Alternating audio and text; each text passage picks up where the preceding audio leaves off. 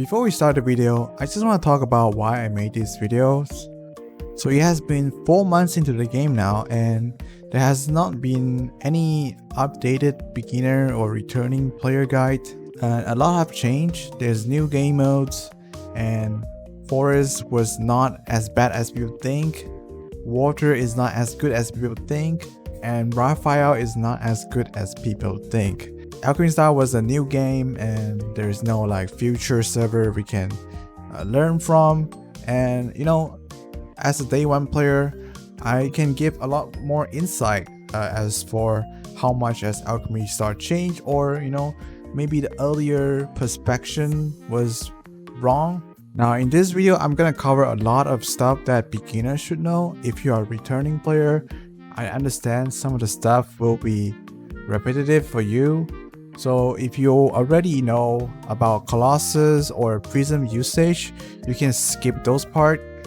But a lot of the part that I included actually relevant to a returning player as well.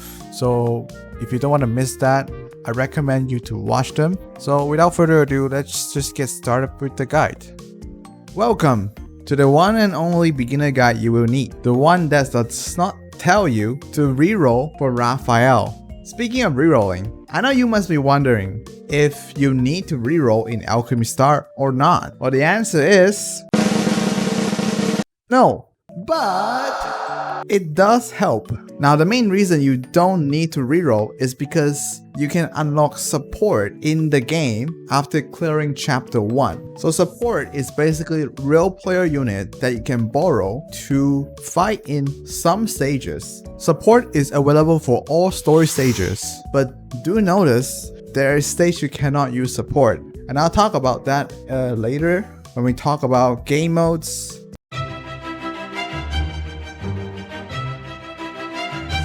But support should be able to carry you all the way to chapter 8. Actually chapter 9 too, but chapter 8 is the important part. If you are a returning player, the support system has been changed a little bit.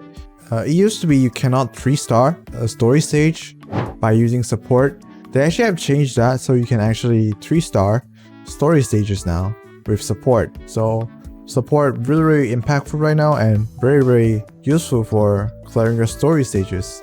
In fact, you can pretty much just rely on support unit. You don't really have to raise your own unit right now, only for the story stages. Okay, now as for how to add support, when you're in the battle screen, you need to click on the last box and you can select support from there. Now back to rerolling. The method to reroll has been the same throughout the months of Alchemy Stars, so I will not cover how to reroll. You can watch other videos about how to reroll in Alchemy Stars. But the reroll target has changed a little bit. So if you want to reroll, I would recommend these units here. For more in-depth analysis for these units, you can check on my channel whether I have covered them or not. But there will be a good baseline on why you want to reroll for these targets. I'm not gonna go too deep into them in this video because that would take a lot of time. So yeah, do keep in mind if you want to reroll, these are the good targets to go for. But of course, if you want to reroll for just unit you really like, go ahead. With reroll out of the way, I'm gonna talk about the first thing you will see when you enter the game, or in fact, before you even download the app: servers. So in Alchemy Star, there are 6 different servers. The 5 servers are in the same client, while the US server is in different client. I don't want to waste you guys too much time talking about this, but this is quite important, so pay attention. After you play on one server, your account will be in that server forever. If you want to switch to another server, you would have to start from scratch. This also means if you have friends that you want to add as support, you have to make sure your friends are in the same server as you. Personally, I play in the Japan server, but if you don't understand Japanese, I would not recommend starting on the Japan server, because while you can switch the in-game language, the mail message sent to your mail will be in Japanese. Don't ask me why. There's another reason why you don't want to start in Japan, because there's a game mode called Calamity Codex, and it has been added only recently. I think it's actually only added 1 week ago, and it's a game mode that has a ladder ranking, and Japan is very crazy in terms of doing a lot of damage. So if you want a little bit easier high rank on that game mode, don't pick Japan. Pick anything but Japan, pretty much. In my opinion, start on whatever server you like. So you got into the game, you reroll or you didn't reroll. We need to level up some units, right? So before we get into who you should pump your resource into, we need to understand 4 classes in this game: Detonator, Sniper, Support, and Converter. Converter are experts who control the Alchemy board. They can change the element of tiles on the Alchemy board or change their own positions. They are indispensable character for executing battle strategy. Detonator are powerful attacker who can attack multiple targets on the board with their wide area attacks and deal massive damage to large enemy. Sniper are characters who can kill individual enemy with precision. They have high damage output and are suitable for attacking small enemy. Supporter, they are characters that provide continuous healing as well as various buffs. With their special abilities, they can enhance the team fighting abilities. When starting a new account, I would recommend first raising a DPS unit, which is Detonator or Sniper. Now there are too many units that is in this category, and it will take way too long for me to explain who you should actually invest. But if you are very confused, just put everything to Vice. She will do very well and she will be pretty useful in the future as well. So you will never truly regret putting into Vice. I also want to take this opportunity to talk about the Auroran Reinforcement Kit. So after you clear chapter 3, 5, and 7, you will get a 5-star selector box that is only a few selection. So I'm going to talk about the first box. The first box will give you an option to pick Korax, Leona, Mia, and Araya. I want you to pick Araya because Araya is such a strong DPS character for Forest team, and after you clear chapter 3, you can pretty much just pump everything into Araya up until Ascension 3 and you will never regret it, because Araya is the best. I'm saying she is the best Detonator in Forest right now, and I don't see anyone replacing her in the near future. As for the other 2 boxes which you will get after clearing chapter 5 and chapter 7, I would suggest you pick the Forest one as well, just to like help out your Forest team since you pick Araya. But if you already have the Forest one, you can pick the other one just to even out your team as well. I would not recommend picking Vivian in the Auroran Reinforcement Kit 3 though, because Vivian is not a 2-time chainer in that box, while the rest are 2-time chainer. If you don't know what I'm talking about, don't worry, just don't pick Vivian. Healer in this game is not that useful, because in this game, if you properly plan your movement, usually healing is not that needed. Now I'm not saying healer is useless, but they are definitely not very needed early on. I'm going to give you some basic team building advice. Generally, mono team is the best. That means you use 4 of the same element except for the captain. Now the captain can be whatever element you like, it doesn't really matter. Usually we'll put DPS character on the first as a captain, and we put unit that support in the middle, and we put the highest DPS character on the last slot.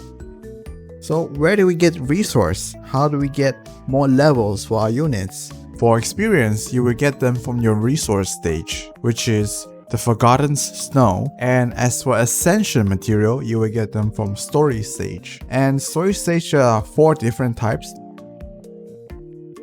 the regular, very high, mid, and low. Regular means guaranteed to get. Very high I think is 75%, mid is 50, and low is 25. Colossus, a place where you can see your Auroran interacts. So there are different sections here that you need to level up or also unlock. I'm gonna give you a brief summary of what they are and what you should unlock, what should you prioritize upgrading first. So first we have Bridge. Bridge is basically to unlock levels for other buildings. So if your bridge is level 1, or your other building can only be level 1. And when your bridge is level 2, your other building can be level 2. And Prism Pillar, which will give you passive prisms. So the higher you upgrade it, the higher the capacity, also the efficiency. So you will recharge faster. Prism is basically the energy system, if you don't know. And we have Resource Station. Resource Station is basically, the stage we grind Jasper, the experience. The higher the level, it will give you the more efficient, the Prism efficient stage. And we have Starlight Chamber. Starlight Chamber will give you Hearthstone, and the higher level of Starlight Chamber will give you a small amount of Star Gem as well. And so the Hearthstone is basically something you will need to break through your characters. And breakthrough is basically the dupe system in this game. Let's say you have 2 of the same unit, you can achieve a breakthrough 1 and they will unlock like new abilities or new enhancement. And then we have exploration. Exploration is basically a secret territory stuff. I will talk about it later. Exploration will give you MS, which is what you need to play in the secret territory. And the more level you unlock, you will also unlock some of the harder stuff in secret territory, which will give you more text fragment, which I will talk about in a later stage.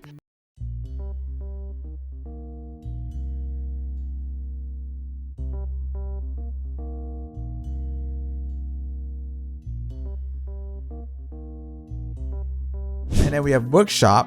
Workshop is crafting. You can use low level material to craft higher level material. It's not very important. I barely even use it, but it could be used to speed up some of your process, I guess. And then we have dispatch office. This is a very important one because this will be the place you get most of your Lumambers for summoning. It's basically you send your RN out to like a mission. It's fully automatic, and then you get Lumambers. So the higher level of dispatch office, the more Lumamber it gives, basically. That's all you need to know. And Lumina Grid, when you upgrade it, it increases the capacity of Lumina. And Lumina is what you need to build more, to level up your station. Only upgrade Lumina Grid when you absolutely need to, because it doesn't really do much other than increase the capacity. So here comes the priority, what you should upgrade first. So number 1 priority is Resource Station. So this will give you the more efficient grinding stage, very important. Number 2, Prism Pillar, and Prism is basically energy system. The more you upgrade, the more you can play, very important as well. And number 3 is Dispatch Office, which will give you more Lumambers per day. You can also prioritize this if you prioritize Lumambers, I guess. And then number 4, we have Starlight Chamber, which will give you passive Hearthstone income. If you are a whale, you can pretty much ignore this because the more you summon, the more Hearthstone you get. So there's that. But if you're a free-to-play player, you can prioritize this a little bit higher. Not higher than all the other 3 though. The other 3 is most important. And then number 5 will be the exploration. I'm kind of skeptical about this because you can actually put it on level 1 and you still can clear the entire secret territory, but increasing it does give you more text fragment in the long run. So you can keep it at level 1 or you can try to max it. And then the next one is workshop. This one is, you can kind of ignore this one as well, but if you want to ascend your unit faster, you do have to use workshop. But this game is generally pretty chill, so you can take your time. And then lastly, we have Lumina Grid, which, like I said, only level them up when you need to. Next, we're going to talk about Prism usage. So early on, what you need to use your Prism on. You mainly want to focus on getting Colossus material from the resource stage to upgrade your station. You have to make sure you don't overflow your Lumina. The Lumina will recharge over time. If you overflow them, you will basically waste your Lumina and your other stuff will be kind of holding back. You're slowing your upgrading process. And if you are done with your Lumina, you can use your other prisms for story stage up until the chapter 8. So after you clear chapter 8, you will get your last breach levels. So I would recommend you do that. Don't use your prism for equipment resource early on. You would need to eventually do it, but early on I would not recommend. Next, I'm going to talk about using Lumambers. So for free-to-play players, there's 3 main ways of using Lumambers: the summoning, the refreshing prisms, and refreshing shop. Refreshing shop, don't do it, it's a waste. Never do that. Refreshing prisms, it's debatable. You could do it, but you also could not. If you want more summon, I would recommend don't refresh prisms, but it is pretty cheap to refresh prism, especially the first few. So if you want to, I guess you can use it like 1 or 2 times per day to speed up your process. But in my opinion, summoning is more important, so I would save all my Lumambers to summoning. So as for summoning, there are 3 different banners. One is event banners. Event banners is basically the newest units. They can be bad or really good, so you have to pay attention. I usually will make videos analyzing how good they are, so you can check them out. And we have rotating recruitment banner. This is basically different every single week. They will basically rate up units on the banner. For example, as of making this video, the rotating recruitment featuring Victoria.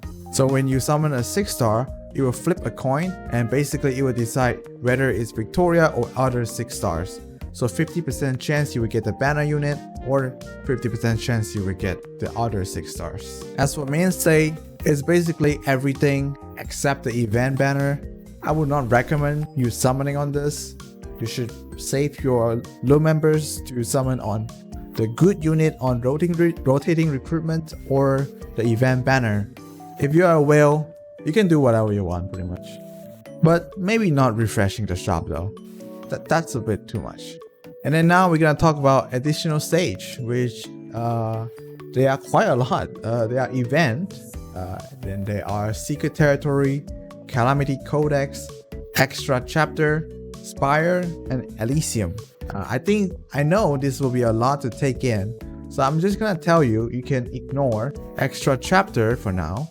You can ignore Elysium for now. In fact, you can't even play it for now until you unlock your first legendary Aurorian, and that's much later in the game. And event usually does not cost prisms, so I would recommend you to participate in events to get more resource. Secret territory is a weekly event, same with calamity codex, so try to do them if possible. Secret territory is very easy. You don't need to level up your new units. Every unit has a fixed amount of stats, so just do them, very easy. Calamity codex, try to do as much damage as possible in there. I have some tips in my channel to do higher damage if you want to check that out. Overall, secret territory and calamity codex is what you want to focus on weekly, and the other one are permanent game mode that does not reset weekly or anything, so you can take your time to do them. And that's all for the beginner guide. Now, I don't want to waste your time, so I try to make this as short as possible. If you have more questions, you can join my Discord and ask me over there. Or better, you can join the official Discord, which there is a lot of community who would like to help you. Subscribe if you want more video about Alchemy Star. So there's that. I will see you guys in the next video. Peace.